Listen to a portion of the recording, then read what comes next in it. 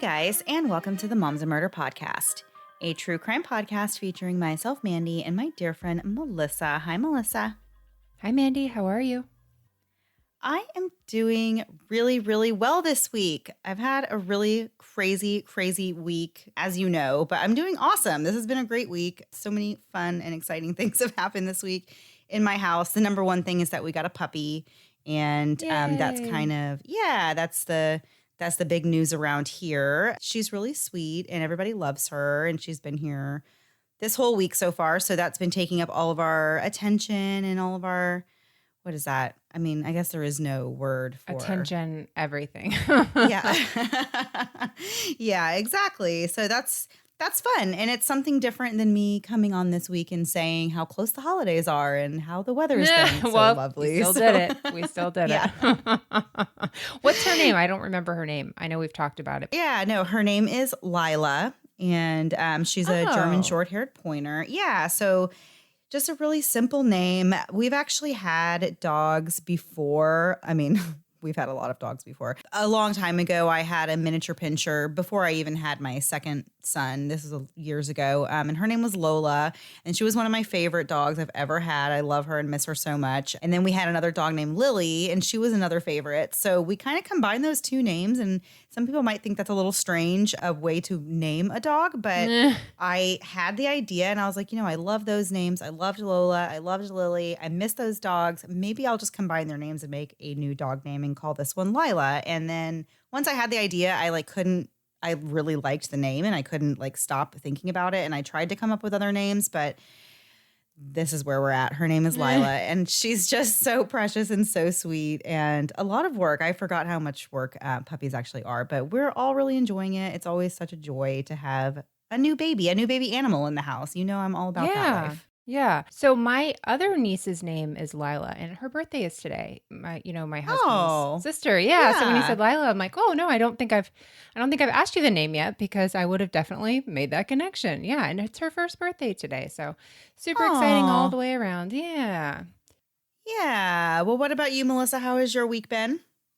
It's been great. I too got a dog, but I got one 3 months ago and I forgot to ever mention it. And it's great. His name is Remy. And so we both have little puppies, and that's a new life for me. You know me and my effort to be more human and have animals, and how much I've wanted my kids to have animals, but he's great. He's awesome. And he's 4 months old now, and he's doing really well. I have no complaints. He sleeps through the night. If you can sleep through the night, you can live in my house. That's really my only. Even the kids, I was kind of like, if you guys don't start sleeping through the night, we're going to have some issues. But as long as an animal sleeps through the night, I'm like, you're welcome here. Eat all my food. Yeah.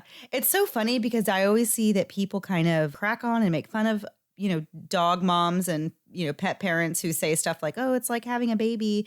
And they're like, oh, it's actually nothing like having a baby. Well, you know what? It actually is just like having a baby. I've kind of come to figure that out this week. They don't sleep at night and they just whine a lot and they need a lot of attention and snuggles and cuddles, and they get into things. And yeah, it's a lot like having a baby. I mean, I guess you can't put a baby in a cage and leave it there while you go to the grocery store, but not legally. Other than that, other than that, that's a big I feel like thing. It's very baby-like. Yeah, you're right. Yeah, that was my big fear. I was like, if this dog doesn't sleep, I don't know what to do, because now my kids are sleeping. I'm like, well, I can't go back. I can't do this again. Right. So yeah, I totally agree with you. But yeah, fun, new adventures in dogs. You're very akin to the dog life. So I'm excited, and I've learned everything from you. Right? Is that what we're saying? I don't know. Yeah, I've learned stuff from you. There you go. I'm very flattered and honored, and I'm happy that your puppy journey is going well still 4 months later. Me too. All right, so we will get right into the episode now. Breaking into the movie business is no small feat for aspiring filmmakers. Unless you really know somebody who knows somebody, or you have a ton of established connections and access to a lot of money, your chances of becoming a big-time movie producer are probably pretty slim. It takes money, as I said, and the right kind of talent to produce a movie that is worthy of attention and that can compete with the big Hollywood titles that are released all throughout the year. Of course, there are people out there who enjoy low budget and indie films, and I guess they really do have their place among movies. But one genre that I refuse to compromise my standards on is the horror and thriller genre. So I've said many times on the show that I am a big scary movie buff. I love my scary movies, but I am really, really picky about the ones that I want to watch. And typically the low budget variety, I kind of go away from them thinking that that was a waste of my time. And I really just want the really big production, high production horror films. I love the special effects. I love, the good quality acting. I want to be truly scared. And I feel like those low budget films just don't do it for me. Why are you gasping, Melissa? You don't like scary movies in the first place. I know. I just wanted to judge you in the middle of that, just for everyone that was listening that loves low budget. I wanted to be their voice, to be quite honest with you. Listen, everyone is free to love what they want to love, but low budget horror films are just the worst of the worst for me. I just can't do it. Yeah, no, I get the cheesy aspect of stuff like that, but here's my question. What's the difference between like a suspenseful movie? Like what makes it a horror movie? I was thinking about this earlier because I like one movie that I always think about that scared the living daylights out of me, and I don't think it's considered horror, but maybe it is. What Lies Beneath? That Michelle Pfeiffer Harrison Ford one where she's like drowning No, that's going to be a and thriller. That's a thriller. That's horror. I was horrified. Well, how does one become one and not the other? So True question, I think real life question.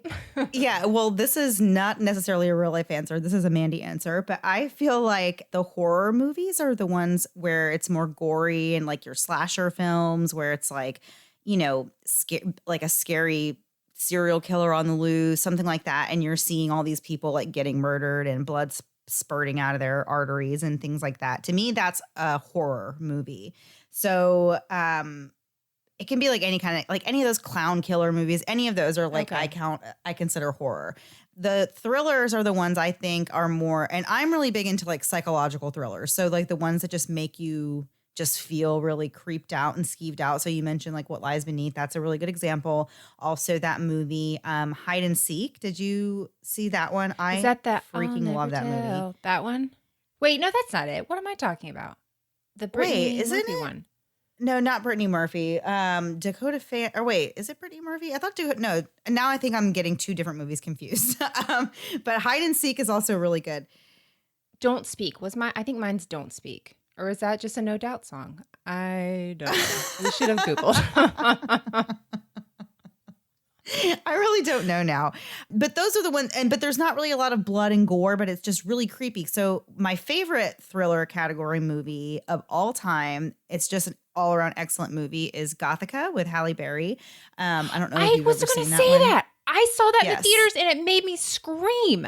I literally screamed like 3 But it's not times. horror. I guess there's blood in it. Like there's a scene where it shows like blood and stuff, but it's not like a slasher movie. You know what I'm saying? You're not actually seeing anybody being like tortured and just like bloody stabbed and all that. So that's what I call horror. So today's episode is about a tragic and horrifying crime involving an amateur horror filmmaker who was on a mission to produce his first full-length horror movie at all costs. The crime took place near the Appalachian Mountains, and while we normally would have Googled this city, this week we decided to do something different because why not? This is Moms and Murder, and you guys know that we do all kinds of random things here. Since we are off next week to celebrate Thanksgiving with our families, we thought this week it would be fun to change things up a little bit and do a little segment of We Googled This Holiday. And this is actually, isn't this the second time we've done We Googled This Holiday? I've gotten lazy twice on 2 different holiday weeks, so we can expect this theme to continue now into all of the other holidays that there ever were. Let me tell you, Arbor Day next year is going to be lit. So, this is not going to be your typical Googled anything. It's not going to be the stuff you learn in school about Thanksgiving or history books or wherever you learned about history or learned about Thanksgiving. This is just the fun, silly things. So the first thing we're going to talk about is the TV dinners that you've grown up eating maybe by accident, maybe on purpose, but they were actually created by accident. Back in 1953, one of the employees who worked at Swanson, who they sell like all kinds of stuff. I don't even know all the things they sell, but this Chicken person broth? screwed up. Yeah, you're right. My sister's friend's dad worked at Swanson. And I was like, that is the coolest job in the entire world. You must get so much free food. She's like, I mean, I guess. So anyway, so this guy screws up and he accidentally orders 260 tons of turkeys. So that's kind of a big snafu there. So they have so much turkey on their hands and they're not sure what to do. And so this one salesman by the name of Jerry Thomas has this idea.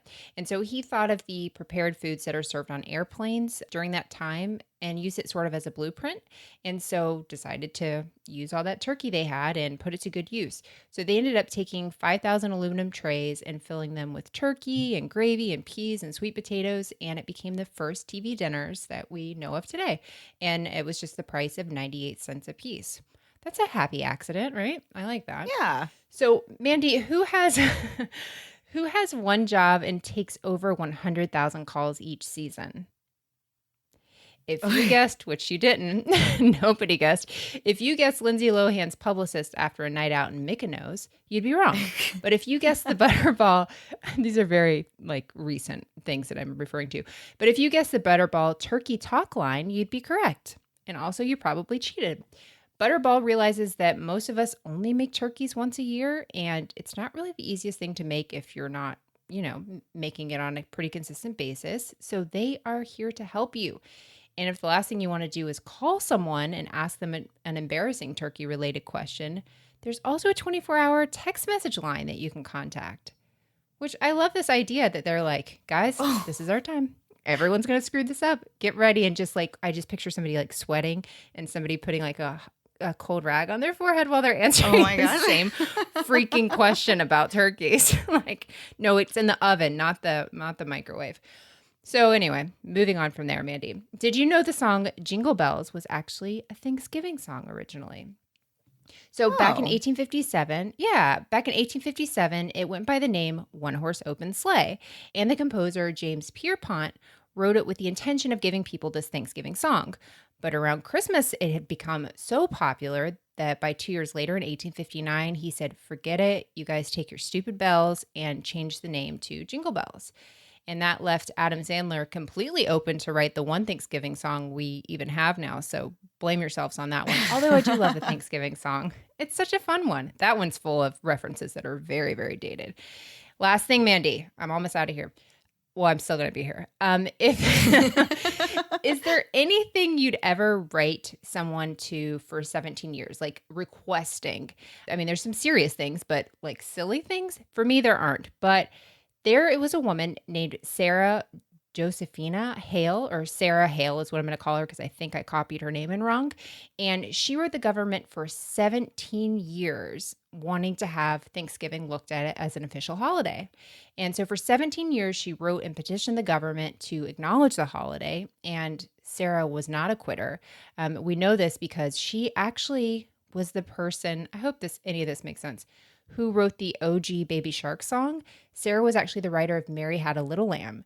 And she's the person responsible, for pushing it forward to have Thanksgiving recognized as a holiday. So love her, hate her. Yeah, that's kind of an interesting tidbit. Again, I Googled these things once. So this could be on a page called Fraud, Frauds, and More Frauds. And I wouldn't know. And I'm taking it all as facts. So Mandy, we'll get right back into the story because I don't know what I just did there. All right. So when you think low budget horror film, the most popular one that comes to most people's minds is the 1999 film, The Blair Witch Project.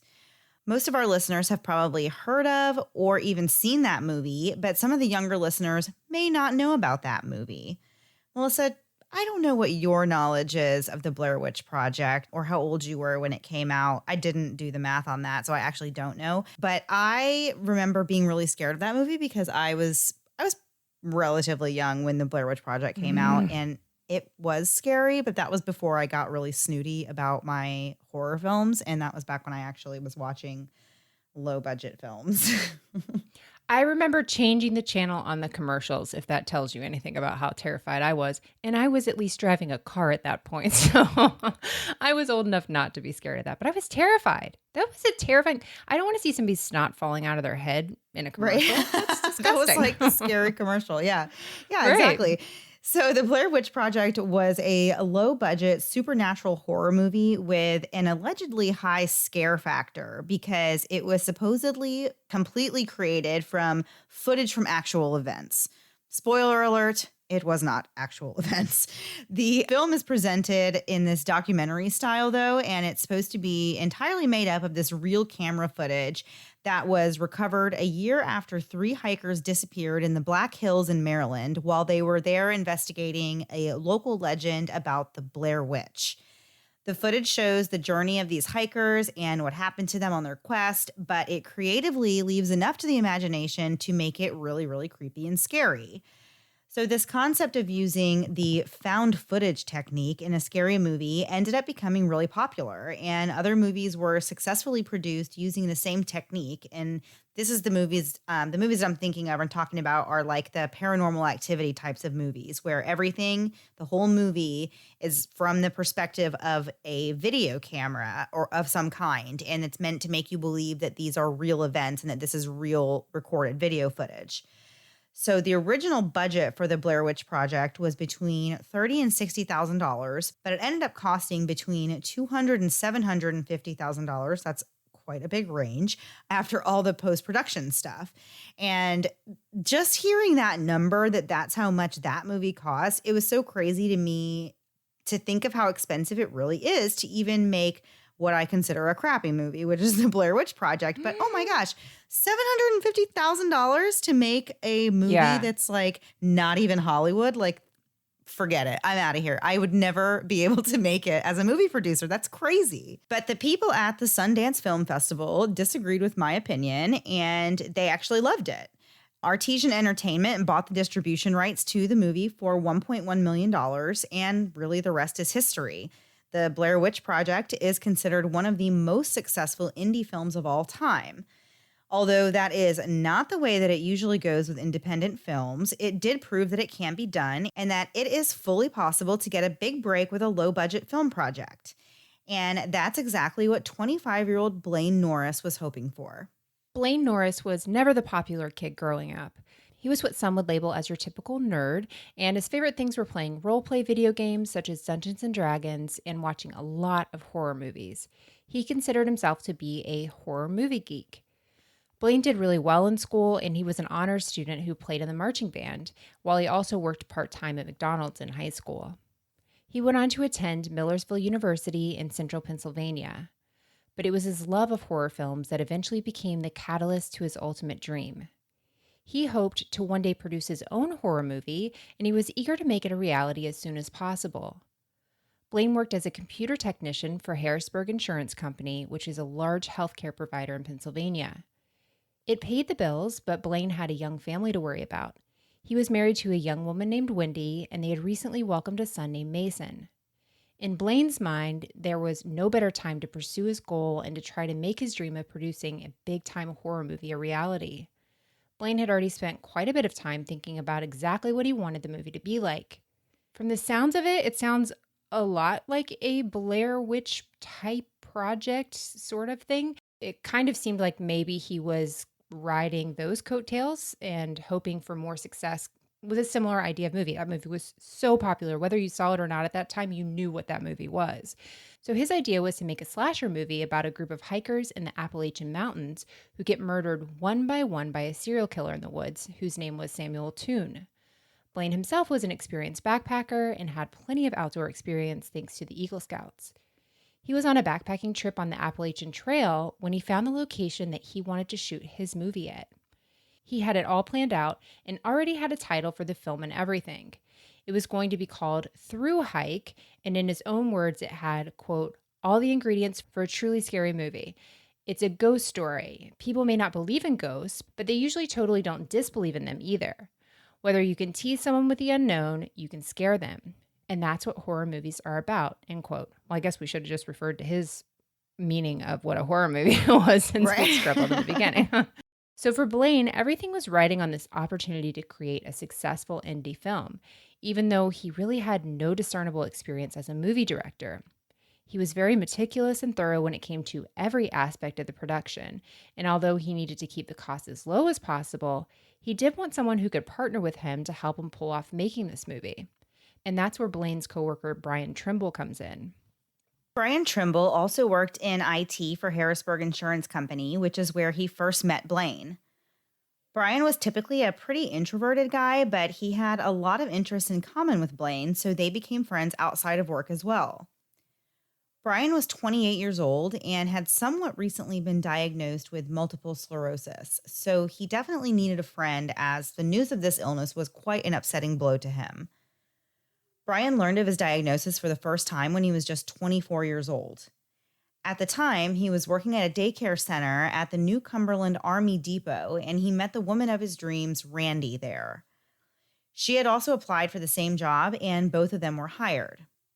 Before long, they were dating, and the relationship blossomed really quickly. They were, as people who knew them said, madly in love, and everyone around them said that they were really perfect for each other, and they were exactly the type of people that each of the families hoped the other one would find. The only thing that really made any sense for this couple was for them to get married. But shortly before they were set to tie the knot, Randi began noticing some unusual things about her soon-to-be husband. She was actually studying to become a speech pathologist, and she recognized some worrisome signs in the way that Brian was speaking, and she encouraged him to seek a doctor's opinion. Unfortunately, Randi's concerns were not unfounded, and Brian received the devastating news that he had the early signs of MS. Randi and Brian were both brokenhearted, and questions swirled about the future that they would have together in light of this diagnosis. Randi's mom actually sat down with her and asked her if she was sure that she wanted to go through with the marriage, and she tried to realistically prepare her daughter for what could be in store for them. Brian could eventually be wheelchair bound or unable to have children, and he would have different needs and requirements than somebody without multiple sclerosis. But Randi told her mom that she was absolutely sure that she wanted to stay with Brian no matter what. She was deeply in love with him, and she told her mom and her friends and family that she would never leave him just because he was sick, and they were going to get through this, and she was going to stick by his side and be his supporter. And we are going to get into so many more details of this case after a quick break to hear a word from this week's sponsors.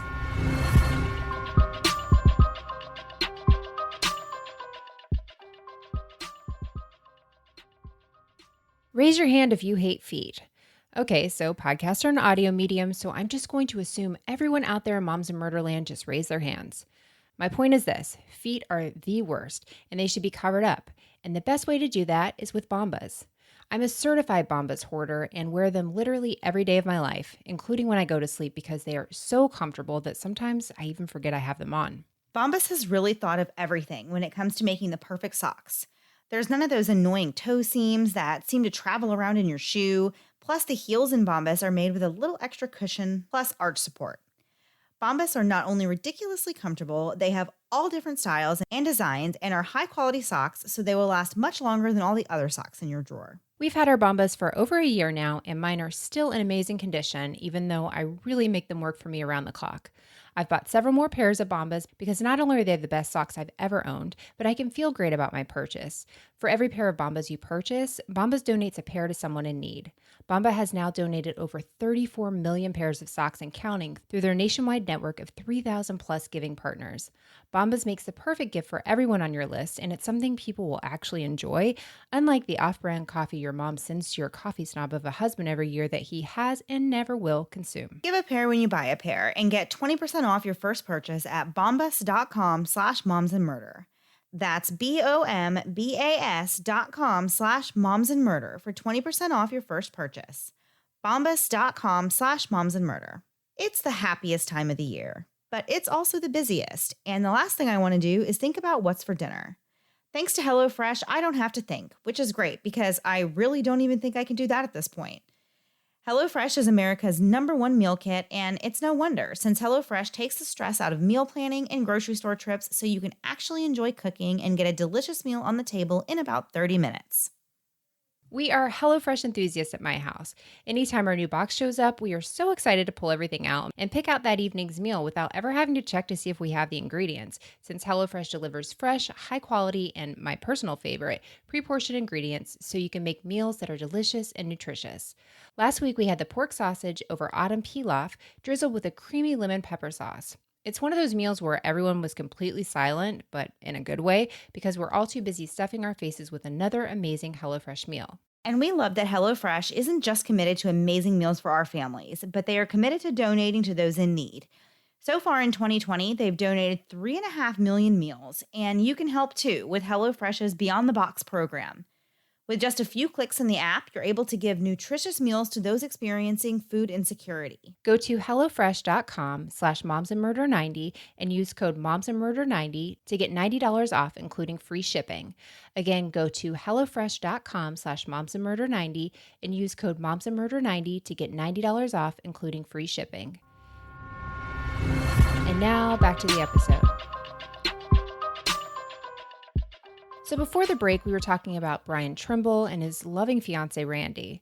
The couple had recently learned that Brian was showing early signs of multiple sclerosis shortly before they were set to be married. Randi was so devoted to Brian, and there was really no question in her mind that she was going to go through with the marriage and support Brian no matter what happened in the years to come. On September 9th, 2000, the couple got married. It was a very happy day for both them and their families. Video footage of the wedding showed just how in love this couple was, and Brian delivered a heartfelt message to his new wife, thanking her for supporting him and for sticking by his side. After the wedding, life was really great for Brian and Randi. Randi bought a house just a few blocks away from where her mom lived, and they lived a really comfortable life in Pennsylvania. As a couple, they were just very happy. Randi got her dream job at Hershey Medical Center just a few years after graduating college, and Brian was working his way up on the ladder at his job. Before long, the couple began to discuss starting a family. It's hard to believe that either of them was involved in a tragedy less than 3 years later, or that the story really all started when Brian met Blaine Norris at work and befriended this quirky horror movie fanatic. When Brian learned that Blaine was into movies, they instantly bonded over what turned out to be a common interest between them. Brian was also a big movie buff, and he thought it was really cool and awesome that Blaine had this plan and this dream to produce a full-length movie and to make it to Hollywood. The more Brian learned about the project, the more excited he became to help his new friend work on it, but it became clear that Blaine was missing some key elements to pulling off this dream. One of the things he was missing was a crew of any kind, and he had no equipment with which to film this movie. Since Brian was so into the idea of helping Blaine, he offered himself up as the cameraman because he actually had some camera equipment and he knew how to use it, and he was really excited to have this new hobby to focus his attention on, so all of this was perfect for him. The two men proceeded with their plan, and at first things were going really, really well. An investor had even agreed to put up $18,000 to get things going. Blaine took Brian to the spot in the mountains where he wanted to film the movie, and then 3 months later, they were preparing to hold auditions. Most of the actors who were cast in this film were complete amateurs, and for many of them, this was their first film role, but they were also excited to be part of the movie and hoped that it would help launch their own careers. But there was one major problem with all of this. Neither Blaine nor Brian had any real experience, and their lack of know-how soon became an issue. Brian was never there with the camera during the auditions or the rehearsals, which the actors even thought was strange. One of the actors said, quote, "I mean, you can't block a scene without the director of photography. It's going to be based on lighting and all that, you know. Naturally, you need the camera to be there." So basically these actors, even though they're amateurs, like even they know enough to be like, Right. Something is not right about the production of this particular movie. Like we're not doing anything like we were taught or like how you would actually film a movie. But Brian did manage to shoot some publicity headshots of these actors, and they were actually pretty terrible. In fact, they were so bad and unprofessional looking that the investor who had originally put $18,000 into the project actually got scared off and took his money back when Blaine refused to fire Brian and hire a real cameraman. After all the planning and thought that had gone into this movie, Blaine was not going to give up that easily, and he was committed to figuring out a way to make it work and to get his film into production. Since Brian had agreed to come on as a partner to Blaine, even though this movie was fully Blaine's brainchild, Blaine felt that Brian had partial responsibility in securing the proper funding for the movie. At this stage, Blaine was all in and would stop at nothing to make his dream a reality.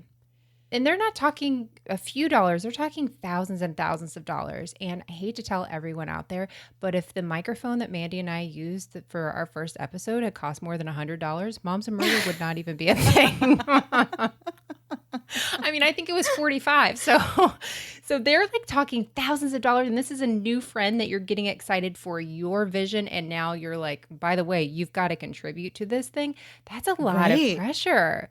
Oh my gosh. And I've known you, I just can't even imagine, like, I have known you for years and I would never ask you for $20,000, like, for any reason. Like, no. I just can't even think Not of, like. saying I wouldn't do it. I don't have it. I wouldn't. Exactly. I know. But can you imagine asking your friend or even, like, insinuating that your friend gives you $20,000? That's just so just out there to me that you would ever expect that your friend would do that. That's just a very high expectation of a friend. Mandy, anytime you and I have even gotten each other Diet Cokes, like it's like the next time I see you, I'm like, I got to get her a Diet Coke. She got me one last time. I couldn't buy you 20,000 Diet Cokes. That's just not going to happen. But this is just so much pressure. And then to have all that money taken away that you were like banking on, really, that is just upped it so much more. It'd be different if you started with zero, but you just had that money and you no longer have it. So that's got to put so much pressure on this entire thing. So when Blaine finds out that this investor had backed out, it was a total nightmare situation. He already has the cast, the location, and he even has a script. In other words, really everything was ready to roll except for the fact that they now had no budget to work with. Brian had also invested a lot of his time and energy into helping Blaine, and he had become really personally invested in seeing it through. And I see how at this point that you'd be like, no, I've spent every weekend working on this and after hours and planning it. Like you want it to work at this point. And so as we mentioned earlier, though, Brian had been diagnosed with the early stages of MS, and that made the situation a little bit different. Brian's wife, Randi, was constantly worried about him and his health. She was really protective of him, and she kept a watchful eye over everything her new husband was doing. Sometimes this would come off as an annoyance to Brian, who was obviously an adult and capable of making his own decisions, but at least he had a wife who cared enough about him to worry at all. So if you aren't familiar with MS or what it can do to the body, the Mayo Clinic defines it as, quote, a potentially disabling disease of the brain and spinal cord. In MS, the immune system attacks the protective sheath that covers nerve fibers and causes communication between your brain and the rest of your body. Eventually, the disease can cause permanent damage or deterioration of the nerves, end quote. Most commonly, people with MS will have periods of relapse and remitting, and during the flare-up, the patient will experience new or worsening symptoms for a while and then enter a period of relapse that can last between months and years. It's usually a slow progressing disease that worsens over 10 to 20 years after diagnosis. So Randi, she was really the one that basically got him help in the first place. She was the one that noticed these signs. So she's very concerned about Brian and all these big ideas and adventures that he's wanting to go on. So for one thing, her husband has been spending a lot of time with this new friend Blaine and has become really obsessed with helping produce this low budget movie. When Brian told Randi that he wanted to travel off into the Appalachian Mountains for a week for filming, she was immediately put off by this idea, and she was really honest with Brian, and she felt that it really wasn't a good idea for him and his condition to be hiking in the mountains and camping out for a week away from civilization. But it wasn't just the traveling and the time out in the wilderness that Randi was against. When Blaine and Brian found out that their funding had been pulled, Brian came up with this idea of his own, and he remembered that his wife Randi had been saving a lot of money. She was trying to build up what she called her nest egg so that she and Brian could possibly start a family and live comfortably with no concerns about finances. Over the course of their marriage, Randi had managed to sock away about $20,000 thanks to her frugal spending habits and her careful planning. Even though that money had been saved up almost entirely by Randi herself, and there was already a plan in place for that money, Brian decided that it would be okay and appropriate to tell Blaine that he and Randi had all of this money in the bank, and he said that he would ask Randi if they could use the money to get the movie going. The idea, of course, was that if this movie was successful, they would make the money back and then some, so it would all be fine. The two men thought that this was really a fantastic plan, but when Brian approached Randi with this, she was much less excited. Randi understandably told her husband no, and she said he absolutely could not use the money that she saved for their family to help produce a movie that wasn't even Brian's idea in the first place. As a wife, I would absolutely say no as well to that. That does not seem like an unreasonable thing to just say no. Furthermore, she became so upset by the notion that she even told Brian that she didn't approve of any of this at all. And not only was she not going to give them any money, but she also didn't want Brian going off to live in the woods for a week to film the movie. And she really just didn't want him to have his hand in it anymore at all. And this really became a turning point for the once very happy couple. When Brian went back to Blaine and broke the news that he wouldn't be able to put up this money, Blaine was pretty mad. Apparently, he'd put all his eggs in this one basket and believed that at this point he had some kind of right to Randi and Brian's personal savings. To make matters worse, now Brian was backing out of the whole thing at the last minute. Randi had gotten her way and convinced Brian not to be the cameraman and to go into the mountains for as long as the filming would take. At this late stage in the process, this was a pretty catastrophic hit for Blaine's movie. But at this point, Blaine was desperate to make it happen, and his marriage even depended on it. He hadn't been getting along with his wife, Wendy, and she was on the verge of taking their baby and leaving him. She was fed up with all the movie stuff, and it didn't help matters when Brian backed out of the project. Blaine wanted to go forward with the movie, so he spent his own money and rang up a lot of debt to get the filming underway. Unfortunately, now that Blaine was out on his own, he had to take on the role of not only producing and directing the movie, but also filming. It was pretty much the disaster that you would expect. In August of 2002, the actors and small crew traveled to the spot in the mountains that Blaine had picked to film the movie. From day one, scene one, there was one problem after another, and Blaine had to troubleshoot them all. These setbacks put the entire schedule behind, and that was really just the start of it. Since they were out in a remote area of the forest, there were major costs involved in transforming the great outdoors into a movie set, and these costs maxed out Blaine's credit and put him into debt. But still he persisted through the various problems and continued working on trying to film this movie. Back at the Trimble home, things really weren't going very well for Randi and Brian. Just a few years earlier, they seemed so happy and excited about the future and starting a family and a life while navigating Brian's multiple sclerosis diagnosis together. Now the couple was constantly bickering and generally just not enjoying being together. Much of the contention was coming from Brian, who was apparently getting tired of the way that his life was. His diagnosis was really starting to get him down, and he was tired of constantly living under Randi's thumb. And he really felt that this was not the life that he envisioned when they first got married.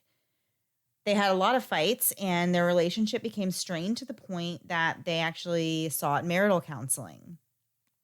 While Brian was seemingly unhappy with every aspect of his life, Randi was still devoted to her husband, and she was willing to do whatever it took to get their marriage back on track. Randi actually knew what it was like to struggle and to feel alone through dark times. While Randi was growing up, her father was very abusive towards her and her mom. He had been abusing her mom since they first got married, both physically and mentally, and the abuse continued for 7 years, all throughout Randi's very young and formative years. And then one day, Randi's mom found the courage to leave the abusive relationship because she decided that once and for all, she did not want to expose her daughter to that environment anymore. From that point on, Randi's mom did everything she could to raise her as a single parent so that Randi would have all the opportunities in the world. The mother and daughter formed a close bond during that time, and they remained that way when Randi became an adult. When she did become an adult, she was the type of person that anybody would want to know. She had a passion for helping others and pursued a degree in speech pathology at Bloomsburg University. Her dream was to work with the elderly, but her mom actually convinced her to try working with kids first to see if she liked it. And that's when she applied for the job at the daycare center where she first met Brian. Randi had always been a giver and a caretaker who loved helping others, so it was really nothing out of character or out of the ordinary for her to want to fight to save her struggling marriage to Brian. But Brian was really resistant to her efforts, and he continued to feel like she was overpowering and really just trying to control his life. And we're going to get into the rest of the story after one last break to hear a word from this week's sponsors.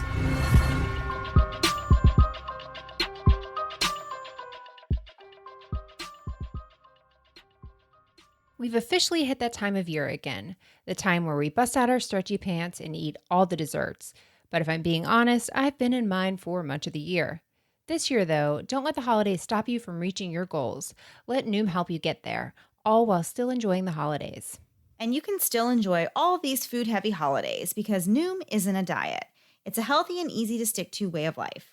I love that Noom doesn't label food as good, bad, or off-limits. Noom knows I'm going to want a piece of pie at Thanksgiving, and that's okay. Noom even knows there's a chance I might eat half the pie, and that's also okay. With the support of my personal goal specialist and Noom community, when I come out of my food coma, I'll be ready to dust off those pie crumbs and keep moving forward. Noom has become a way of life for me. It's so easy to use, I can easily track my eating habits and visualize portion sizes and even look at calorie density at a glance. When we've talked about Noom in the past, I've mentioned that I don't have a magic number I want to weigh, and I still really feel that way. I'm working on being the healthiest me I can be, and Noom is helping me do that. You don't have to change it all in one day. Sign up for your trial today at Noom, Noom.com/moms. What do you have to lose? Visit Noom.com/moms to start your trial today. That's Noom.com/moms. On the list of things I hate, bra shopping is near the top. Number 3 is the dentist. Number 2 is listening to my voice on the podcast. And bra shopping is probably number 1. But now, thanks to Third Love, I can at least avoid that last one. Third Love is the way to buy your bras. And now, thanks to the quality and convenience of Third Love, they are the only bras I own. Do what we did and take the quick Third Love online Fit Finder quiz on their website to find the size and styles that are perfect just for you. When I took the quiz, I just answered a few simple questions about the bra I was currently wearing, like how it fit, and within about 60 seconds, Third Love told me my correct size and gave me options for different styles and matched me to my new favorite bra. And they want to help you too. And Third Love stands behind their products. So if you don't love your new bra, which you will, you have 60 days to return it. And there's no hassle, no jumping through hoops, because Third Love makes returns and exchanges free and easy. Third Love knows there's a perfect bra for everyone. So right now they are offering our listeners 10% off your first order. Go to thirdlove.com/murder now to find your perfect fitting bra and get 10% off your first purchase. That's thirdlove.com/murder for 10% off today. And now back to the episode. So before the break, we were just talking about Randi Trimble and her relationship with her husband, Brian. Brian, who, as we said before, was in the early stages of MS and was experiencing a tough time coping with the way his life was really going. Brian had met this new friend at work who was an aspiring horror filmmaker, and they hit it off because Brian was also a big movie buff. The two began to make plans to produce a full-length horror movie together, but at the last minute, they needed to pull together a lot of funding, and when Brian's wife, Randi, said they couldn't use her savings to produce the money, things really started to go really sour between her and Brian. Brian and Blaine sort of had a falling out when the money thing fell through, and Brian backed away from becoming the official videographer, so they weren't in touch with each other during the time that Blaine was out in the woods filming this movie. Since Brian didn't know any better, he assumed that things were really just going perfectly for Blaine, and he was out there just living his dream, and Brian was, in his own opinion, trapped at home in a life he hated. Little did he know, though, that Blaine was having problems of his own. Not just with the many aspects of the movie production, but also problems with his wife, Wendy. As it turned out, Blaine had become so desperate for money to fund this project that he actually put his own home, where his wife and young son also lived, on the market to get money. So everything for Blaine was riding on the success of this film, and Wendy pretty much had one foot out the door and really wanted nothing to do with any of it. A few days into filming, even the actors themselves were wondering what the heck they were doing there. Blaine had literally led them into the wilderness where there were all kinds of mutant looking bugs and darkness and wildlife, and they just went right along with it. Everyone was ready to get the scenes filmed and just get out of there. Finally, after several days of long filming sessions, including ones that lasted well into the early hours of the next morning, the filming of this movie came to an end.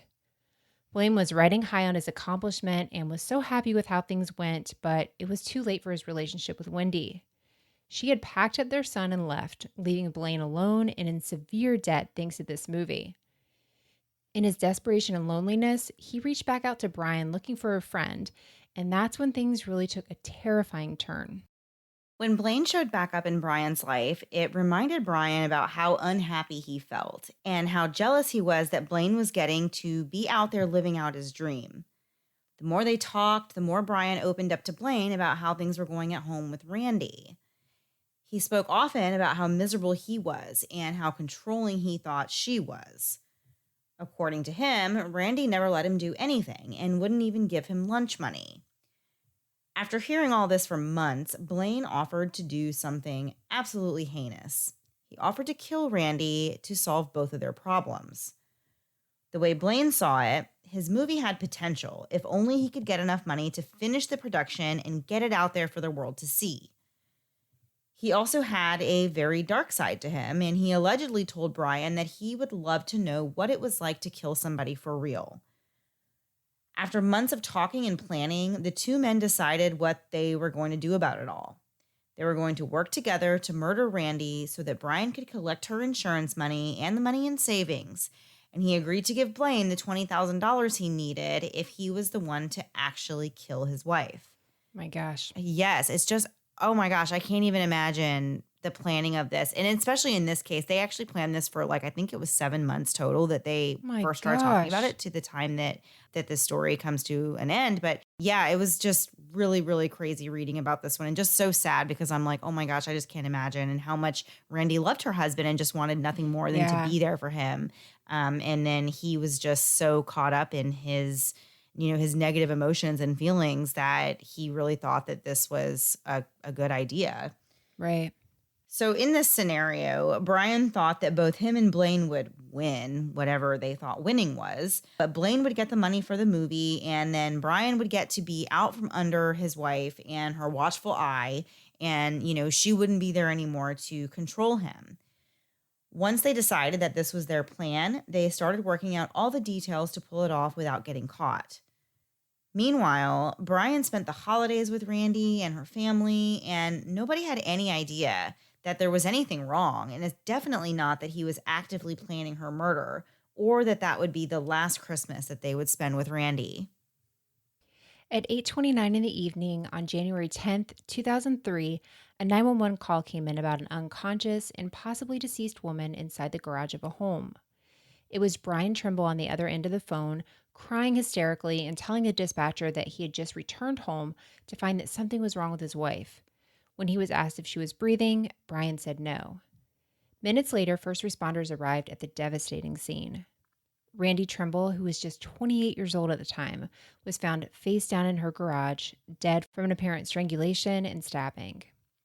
The pathologist later found a total of 27 stab wounds on Randy's body, which is obviously extremely excessive. When investigators turned to Brian for answers and clues, they came up pretty empty-handed. Brian appeared to be in shock over his wife's death, and he told officers that he had just been out for dinner with a friend and that he found Randy like that when he arrived back home. Inside the house, there looked to have been some activity where someone had rummaged through the couple's belongings, but nothing was found to be missing. From day one, there were skeptical detectives who believed the crime scene looked staged, but whenever investigators looked into Brian's alibi, they learned that it was true. He had gone out that evening with a friend, and he wasn't at home at the time his wife was killed. His presence at the restaurant was confirmed by receipts, the waitress, and the friend he was there with. The crime scene didn't offer any clues either. There was no murder weapon, no fingerprints, and no real leads to go on. Even though Brian had a pretty airtight alibi, the experienced detectives on the case couldn't shake the feeling that he still had something to do with the death of his wife. They just had to figure out where the connection was. On January 27th, Brian was asked to return to the crime scene to speak with detectives on camera about what happened that night, and they also wanted to film him reenacting his movements from the time he arrived home to the time that he dialed 911. They asked what he was thinking about as he arrived home that night, and he said that honestly, his thought was that Randi was going to be mad that he was out later into the evening. When he got to his door, he said he realized that it was already unlocked, which was unusual, and then he found Randi in the garage. He said that he knew she was dead right away, so he did not touch her. In a later telling of these events, Brian tripped up and changed his story. He told the detectives that he called out to Randi and got no answer, so he gave her a nudge to see if she would move, and that he knelt down and touched her. This was a different story than what he had given before, so the police actually turned their suspicion back on him and started to dig deeper. A complete forensic search of Brian's computer was conducted. Investigators found pieces of a book on there titled How to Commit a Murder, and in interviews with those who knew or worked with Brian and Blaine, they learned some troubling details. One coworker told the detectives that shortly before the holidays, Brian was going around telling people in the office that he was getting a divorce. But just a few weeks later, he had completely changed his tune and said that now he and his wife, Randi, were going to try to work things out. This coworker knew about the relationship between Brian and Blaine, and she even told the officers that she had a suspicion that Blaine had something to do with the murder as well. And not just that, but she believed that he may have been the one who actually murdered Randi. This allegation was shocking to anybody who actually knew Blaine.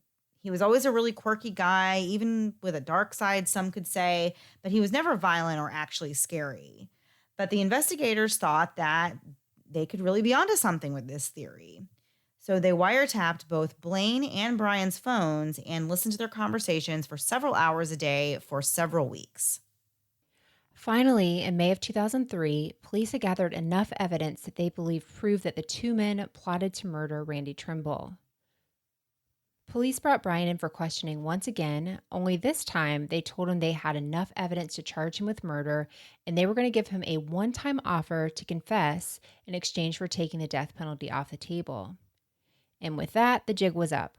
Brian confessed to his role in the murder of 4.5 hours and what amounted to 81 pages of confession. He told the officers everything about how he felt trapped in his marriage and in his life, and he was jealous of Blaine getting to essentially do what he wanted and chase his dreams. He said that Blaine needed this money for his movie, and he agreed to kill Randi for $20,000, which is going to be paid to him as soon as Brian collected on Randi's $100,000 life insurance policy. According to Brian, he didn't want to put Randi through the pain of a divorce, so he decided that having her killed was his best option. I hate when people say that. It makes me so mad. I know. I don't understand that. Like anyone's going to say, would you like to be murdered or divorce me? I think every time you know what the answer is going to be. Nobody wants to go through the divorce, but my gosh, don't pretend that you're doing like a service to somebody for choosing that for them. That's just, makes me so mad. So the two of them discussed the plan in detail and had it planned out almost like it was a real life movie plot. And they believed that they had really thought of everything and would easily get away with the murder. The plan was for Brian to schedule a dinner with a friend during the time that Blaine was going to be at his house murdering Randi so that he could have a proven alibi. On the night of January 10th, the plan went into action. Brian went out for dinner while Blaine waited at the couple's house for Randi to get home from work. When she arrived, that's when Blaine attacked her. First, he tried strangling Randi with an extension cord, but he later told police that he was caught off guard by how much of a fight Randi put up. So he then resorted to his second plan, which was to use a knife. He stabbed Randi 27 times during this attack. After Brian confessed, police started putting together a case against Blaine, but they didn't arrest him immediately. They wanted to gather more information to ensure that their case was actually going to stick, so they worked quietly behind the scenes while Blaine worked on editing his movie, completely unaware that Brian had just outed both of them. In a search warrant that was eventually carried out on Blaine's apartment, investigators found a book about forensics with highlighted material about hiding forensic evidence. They also found guns, rifles, and hunting knives, but they didn't find anything that looked like it matched the description of the knife that was used to kill Randi. Inside Blaine's car, they found receipts that showed that Blaine had purchased a box of surgical gloves, work gloves, a hooded sweatshirt, and pants, And when they asked the store manager to look into whether or not anything else was purchased with the same credit card, they found out that Blaine had also purchased a 6-inch fillet knife. That was the exact type of knife that the medical examiner believed was used to stab Randi Trimble to death. After a little detective work, they also realized that Blaine's alibi for the night of the murder didn't really hold any water. At first, one of Blaine's friends told the police that he actually saw Blaine outside of his apartment and even spoke with him at the exact time that Randi was believed to have been killed. So, of course, that would mean that Blaine couldn't have been the one to do it. But when police dug into it, they realized that this friend who told them this must have had his times mixed up, and he was mistaken by an entire hour. So when the friend was telling the police that he saw Blaine at 7:30 that night, he really meant that it was 8:30, which of course changes everything for Blaine's alibi. Yeah, so he was then arrested and charged with first-degree murder. Blaine maintained his innocence in the wake of his arrest and hired a known attorney to represent him in his death penalty case. But when he was offered a plea deal, which was to confess in exchange for life, but not the death sentence, Blaine eventually caved and he admitted to the crime. At some point in the course of his interviews and his testimony, Blaine said that murdering Randi wasn't easy and it did not happen like it does in the movies. He said that he wasn't prepared for how much she fought back, and he actually considered abandoning the plan to kill her and running away instead. But he said that at that point, he had already gone so far and he was in too deep, and he felt that he had to go through with what he started. That's another thing that we hear a lot in crime cases where they say they considered not going all the way through with the killing, but then they felt like they had to because whatever, they're going to go to jail anyway, or the person is already really hurt. And so they decide to still go through with murder. Oh my gosh, I don't understand that mentality. I feel like if you as a human being have the thought like, oh my gosh, I'm killing somebody, I can stop this right now. But then you keep doing it, like that's a different, you know what I'm saying? Like, yes, it's terrible that you hurt the person, but like, if you actually, I feel like I have more, obviously not respect. Like you shouldn't be attacking somebody to the point where they're like near death anyway. But like that says something if you actually can stop yourself from killing the person. You know what I'm saying? If that was your plan. Right. And then you stop. But if you say like, oh, I thought about it, but then I did it anyway. Well, then I'm like, okay, like then, I just don't feel sorry for any punishment that comes your way from doing this. Both Brian and Blaine were sentenced to life in prison without parole for the murder of Randi Trimble. Her killers are behind bars for life, but the nightmare continues on for Randi's mom, Nancy. They were truly the best of friends with an incredible mother-daughter bond, and Nancy just can't fathom how her son-in-law could have possibly turned on her daughter this way.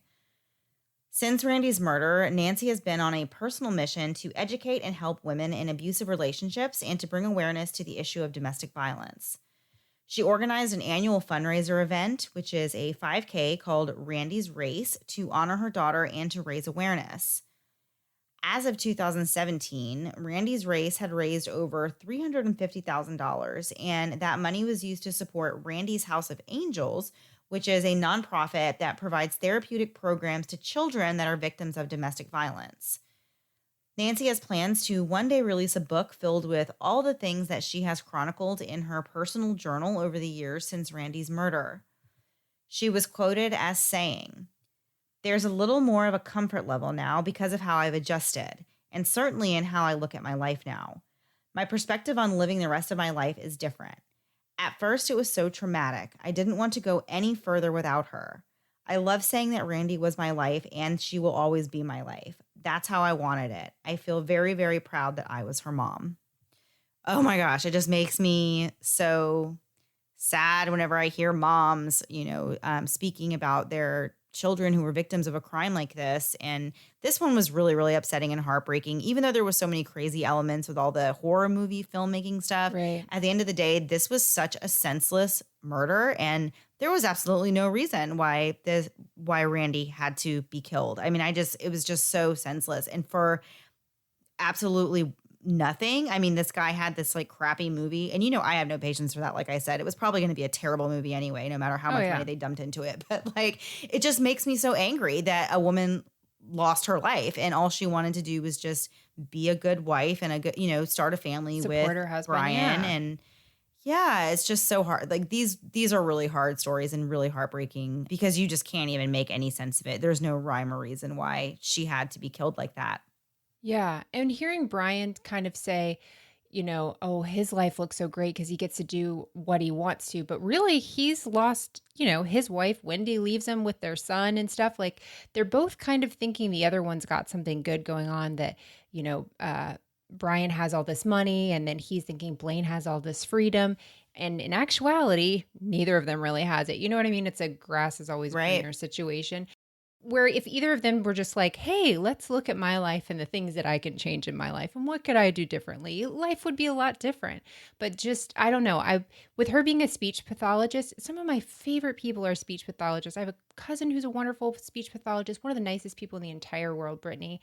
And my son has a speech pathologist, and they're just the best people. I don't know how to explain it. They're just people who want to help. And I'm sure there's a crappy one out there, but it just makes me think of her and like what kind of person she was, and just from what we learned about her, just that she loved her husband so much and wanted to help him and encouraged him in things he should be encouraged in, and maybe wanted him to take different directions and other things, but really she was just trying to be a good support for him and be there for him. And just it's such a mess that people get tangled up into this and are blind to they're just blind to everything else, and to go through with something like this. So I don't know. I want to look into the Randy's race and the charity, because that sounds really incredible, to see what her mom is up to, because that is an amazing way to pay tribute to her daughter. Yes, absolutely. Her mom has done so much. I did link, there's like a website for Randy's House of Angels, and there's like a whole Perfect. bio, and I see yeah, it. and her mom is written on there. So I link that in the show notes if you want to go and learn more about Randy and her mom. Her mom has put a lot of information out there about the life that kind of Randy lived as a child and kind of how she grew up and the things that were important to her. So a lot of it is nice to go and read. So if you want to check that out, that link to that will be in the show notes. Wonderful. Okay, Melissa, are we ready to turn the page and go move on to our last thing before we go? Thanksgiving edition? It's Thanksgiving edition. It is Thanksgiving edition. I wonder if we did the same thing. I think we did, because we'll text each other our ideas, and then sometimes one of us, normally me, misunderstands and comes up with something different. So you explain to the audience what we're doing, and I will just give you the answers that I came up with. Okay, well, we're not doing anything too complicated this week. So No. because it's Thanksgiving and this is our third Thanksgiving here since we've had the podcast. So of course we've already talked about the typical things like what we like to eat and what our favorites are, blah, blah, blah, blah, blah, blah. So this year, we are going to talk about, we're each going to say two food items that appear at Thanksgiving dinner every year that we just don't like. They're our least favorite things. You can keep them. We don't want them. And then we're also going to share two alternative ideas to like not just bring, everyone's like, oh, what should I bring to family Thanksgiving? And it's like you have the classic options of green bean casserole and macaroni and cheese and, sweet potatoes with melted sugar on top or whatever, marshmallows, melted sugar, same thing. But that's what everybody brings. Those are the classic Thanksgiving dishes. So we're also going to, hopefully, if Melissa has any, we can say two other dishes that are good options. And then maybe that will help somebody also if they want to go Google how to make these things and they can wow their family and bring something other than green bean casserole to the table this year. If we get it organized, we will put the links for those in the show notes, because I know where mine are. I'm sure you have some kind of random recipe, or you probably have originals. Yeah. If they're not originals or based on something, we'll put them in there. We'll put in what we have if you like them. If not, just ignore it. Yeah. Perfect. Okay, Melissa. So when it comes to, there's so much good food at Thanksgiving. Oh my gosh, I cannot wait. It's coming up so fast. I just can't even wait. To be honest with you, I just like eating a giant, massive plate of food. But there are things that come around at Thanksgiving that I feel like I could just like definitely leave them alone and not ever have them again. So what are those things for you, Melissa? Oh my gosh. Number one, you mentioned it in your list of staples, green bean casserole. I hate a casserole. I looked at the ingredients because I was like, maybe there's an ingredient that I'm missing, and it's wonderful. On the Campbell's website, a can of cream of mushroom soup, cream of some other cream of mushroom soup thing, Milk, black pepper, green beans, and fried onions. Really? You can find happiness in those things? That doesn't make any sense to me. Don't throw No, well, me a freaking vegetable. you would never make green bean casserole according to the website for Campbell's soup, I went with obviously. classic. I went with Oh my gosh, classic. no. I don't want a I casserole. love green bean casserole, but I also make Oh, mine delicious, and it doesn't taste like whatever you just said, which was not delicious. But I know a lot of people do make it like that, so I can understand why you would not. That would not be your favorite thing. I respect you. I respect your family, and I deny that that's a good option. If you made it for me, I would pretend I had a stomach illness and just I would make myself throw up so I wouldn't have to eat that. Mandy, what's your first one? What do you So hate my or not first want? my first one that I don't like, I really don't like the sweet potatoes with melted sugar. Like I said, it's just too much for me. I feel like there's no point, and like I feel like it's a lie. Like That's it's supposed to be healthy, like it's a sweet potato, but then it's like totally not because it's just covered with marshmallows and brown sugar and like delicious, obviously, but like I don't know. If I'm gonna eat marshmallows and brown sugar, like just give me a s'more. Just take me out back and give me yeah. a piece of chocolate and a graham cracker. Like I don't want to eat that on top of a vegetable. Like if I'm gonna eat marshmallows, I'm just gonna eat marshmallows. Like I just don't like that dish at all. I never eat it. I never get a spoonful of it. I always leave it there, and I always feel bad because my grandmother usually is the one that makes it, and like I feel like a lot of She's people such a don't nice eat it lady. because she's so freaking nice. So I will sit there and just eat like half a sweet potato casserole because I feel bad. And she's always like, "Oh, do you want any or do you want to take any of this home with you?" I'm like, "Oh my gosh, no, I don't want to take it home. Like, I don't know why you still make it. You know that you throw it Why away are you every doing year." this? Uh, all right. My second one is basically yours, but it's with a caveat. Mine is sweet potato casserole without marshmallows. Do not give me sweet potato casserole and don't put marshmallows on it. I want the marshmallows. Give me that. It's just the toastiness of it. If you do it right, it's just like creamy with a little bit of the marshmallows. Oh, it's so good. But do not give it to me with Mm. cornflakes on it. My mom tries to pull that crap on me and it's just not happening. I'm not going to eat Ew, sweet vegetables with corn. potatoes? Yeah, like cornflakes and like brown sugar and butter mixed up so it's like crunchy on top. Mm-mm. It's No, I don't like that. I No. hope my mother hears you talk bad about her. Luckily, I don't think your grandma will hear me. I complimented your grandma, so I'm not even going to feel bad about it. Yeah, Yeah. it's not my favorite. I need it with marshmallows. I don't like casseroles to begin with, but if you're going to sneak into sweet potato, please put marshmallows on it. Ignore what Mandy said. Listen to mine. All right, what's your next one? Okay, so a lot of people are going to be upset when they hear this, maybe even you, Melissa, but to be totally honest, my absolute least favorite thing at Thanksgiving that I feel like I'm 100% obligated to eat is the freaking turkey.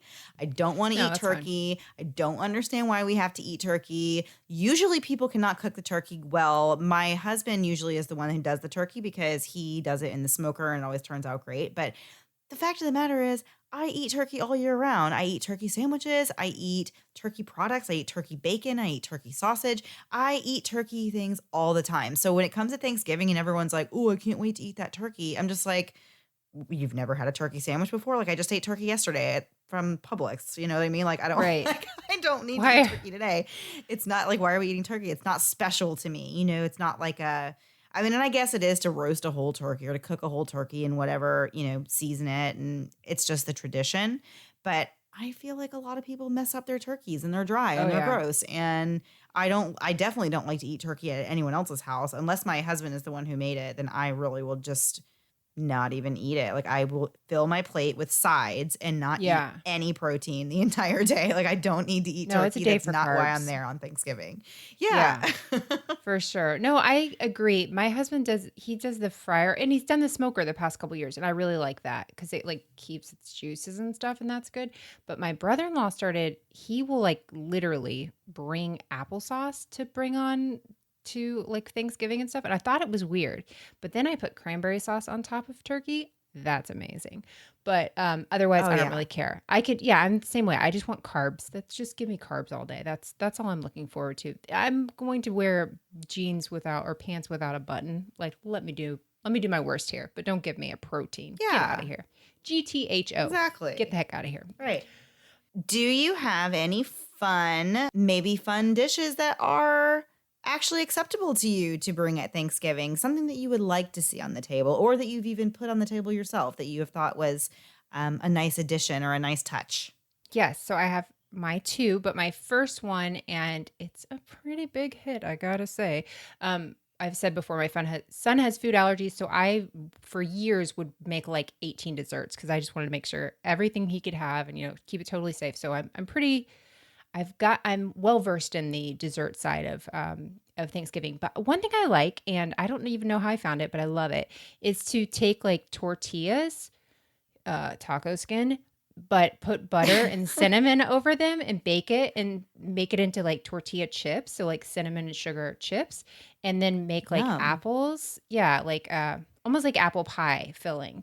And so you just like, it's a chip and dip situation. You can't go wrong with the chip and dip situation. That sounds really good. It Yeah, is. I like that. Yeah. It's a good, I would eat that. like, That sounds appetizer. really good. Yeah. Yeah. It's always fun. All right. What do you got, Mandy? It sounds great. So my first thing is also kind of like an appetizer, and it's a thing I've made, and a lot of people love it. Like you said, they always go really fast. And I'm actually making it tomorrow. So I do these I get like a French baguette and slice it really thin, and then like, dry them out in the oven, like bake them, like make them little crostinis. And then you put the brie cheese on top with like, I always home make my cranberry sauce. I don't get out of a can. I do it with the cranberries and the sugar and all that fun stuff.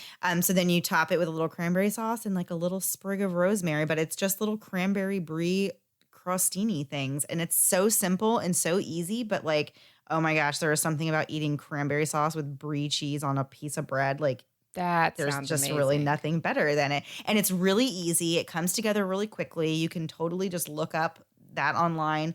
If you want to bring something different to Thanksgiving that won't cost you an arm and a leg and that you can put together really fast and impress everyone. Because that's like always what people say. They're like, oh my gosh, what are these? These are amazing. I'm like, that was like the easiest thing ever. Like I will bring that every year if that's what makes you happy. Like it's so easy. It's just a little something different. And it has all the flavors of fall, all the flavors of Thanksgiving. Nice.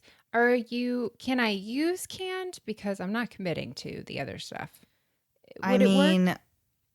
Don't take your prejudices aside and as good. Whatever. Melissa, it's Brie like is asking. good with It's like setting a McDonald's cheeseburger next to like a, I don't know, place that makes really good cheeseburger. McDonald's, like asking, also McDonald's. I don't shame my McDonald's cheeseburgers. Yeah. I feel, you know how I am with my food. I feel that the ingredients and the effort that you put in really makes a difference in the final product. So yes, you can use a can if you really want to, Melissa, but it's Thanksgiving. Just go out of your way and take the 10 minutes it takes to make fresh homemade cranberry sauce. It's the principle. I want to hear the plop and the and see the ridges. Well, eat that That's on how your I know own it's time. Thanksgiving. Eat that on your own time. The No. crostini deserves to have homemade cranberry sauce. No, and I'm not calling them crusty. You can't put fake cranberry sauce on there and call it, or canned cranberry sauce and call it a crostini. You can't. Call it like, no, you can't. Crusties or something. It would not be as good. Okay. All right. My last one. And this I started making fairly recently, probably in the beginning of the year before COVID and all that crap, and we actually saw people. I make an amazing, and I can say this because it is really good, and it's not me, it's just because of the recipe, spinach artichoke dip, like in a bread bowl. Yes. So oh my gosh, good. yes. So good. And it's not a typical, it's another appetizer thing. It's not a typical thing, but it's very, very easy. Like it's super easy. So you can't screw it up. And then it looks cute because of the whole bread bowl situation. And it's delicious. And I love that. I'm like really having a hard time even thinking right now because my tongue is swelling up. Not swelling up. My tongue is, whatever the word is, I'm salivating a lot right now thinking about it. Okay, Mandy, what you got? Okay, so my last and final thing is, sadly, it's a vegetable. I know you don't like vegetables, but why would you end it on this? I know, no, because it's actually one of my favorite things ever. So sometimes I make this at home, but it's a little extra to make it home if it's not a holiday because it is a little effort. But it's Brussels sprouts with bacon and blue cheese, and they are freaking delicious. Melissa, you would even eat this. It's bacon. So literally the process is just slicing off the stems of the Brussels sprouts, cutting them in half, putting them in a throwing them in the dish. trash. You're gonna cook a bunch of thick cut bacon in a skillet, and then you're gonna dump all that bacon grease right on top of all those Brussels sprouts. Mix it all around. Turn the bacon into bacon bits. Put it on top. cover it all with blue cheese, put it in the oven. Oh my gosh, it's just ridiculous. It doesn't even taste like a Brussels sprout. It just tastes like bacon fat with blue cheese all over it. So delicious. I hate blue cheese. So you've lost me twice on this. You try to throw a vegetable at then me. It's not for you. It's and ranch's bitter enemy. I like the idea of all the bacon grease, though. I can get down with that. Yes. Oh my gosh, it's so good. And they always go really fast too. And it like looks really pretty. Like it's one of those things because it just has like all this melted blue cheese, and it's like you can see the bacon and the glistening fat like just everywhere. Oh my gosh. And they always go really quick. My kids even love them. But yeah, bacon and blue cheese Brussels sprouts. So it's like also pretty easy to do. It just makes a lot whenever you do it. You know, it just like you wouldn't do it for a small batch. That's why I don't cook it at home. I only usually do it if I have to, you know, make a lot of it because we like it, but like there's only so much. It doesn't seem like you would keep that well either. Like it doesn't seem like something you want to refrigerate. No, you have to eat it right away. Yeah. Interesting. Yeah. Right. So those are our Thanksgiving least favorites and alternates to our least favorites, I guess. Yeah, I don't want turkey, but I will definitely eat bacon fat covered Brussels sprouts. I'll just eat the bacon fat. If I came to your house, I'd be like, just make me a side of just bacon fat. Everybody else would be eating Brussels sprouts, and I just eating it on my crusties and really just having a good time. Well, that sounds awesome, Melissa. I hope you and your family have a wonderful Thanksgiving. Thank you. I'm sure I'll talk to you before then. No, I refuse to talk to you anymore. This is it. Yeah. This is the end of it. But yeah, and I hope all of our listeners have a wonderful Thanksgiving. I know this year is a little different. Some people might be celebrating the holiday in a different way than they, you know, have in the past. But hopefully, however you are doing it this year, you enjoy your family and you have a great plate of food. Yes. Carbs only. And possibly no turkey if you're like me. There you go. And remember, next week we are off. The date on that is pulling up my calendar, the 24th. So we will not be here on the 24th, but we will be back on December 1st. Holy cow. We're talking about December. So look for us then. Don't forget about us in the meantime. And before we go, we are going to play a promo for the podcast. Excuse me, that's illegal. It's so funny. And it's like the tagline, I guess, for it. I never know. We don't have a tagline, so I don't know how people are this creative and do things. It's a podcast that takes a hardcore look at softcore crimes, like just not the murder stuff. So it's the like little, you know, things. And he's really good and he's super, super funny. So I have like dove into that this week. It's really fun. So make sure you stick around and check that out. All right, guys, we will be back December 1st. That's my birthday, actually. I didn't realize that was a Tuesday, but now I know. So we'll be back on that day. Same time, same place, new story. Have a great week. 2 weeks. Bye. Oh, hey there. You like true crime stories, right? Yeah, I know. Who doesn't? But I gotta admit, after a while, all those stories of murder and heartache, well, they tend to go straight to my hips. So that's why I, Leroy Luna, have created a podcast called Excuse Me, That's Illegal, where we'll take a hardcore look at some softcore crimes. No TED Talks on Bundy here. The letters BTK won't be coming from these lips. Unless he had a brother that used to steal library books. Suppose I'd be willing to go balls deep into that one if that were the case. Anyways, you'll hear stories such as the Mad Pooper, a female jogger who wreaked havoc in a Colorado Springs neighborhood, using one family's front yard as her own personal dumping grounds. If this kind of content sounds like it's up your alley, Excuse Me, That's Illegal is available right now on all your favorite podcatchers. So come join me. I'll be right here waiting for you. Thanks so much for listening to the Moms and Murder podcast. Make sure to check back with us next week for a new episode. You can also find us at momsandmurder.com, where you can connect with us via social media. Please make sure you subscribe and give us 5 stars, because giving us 4 stars would be a crime. Thanks so much.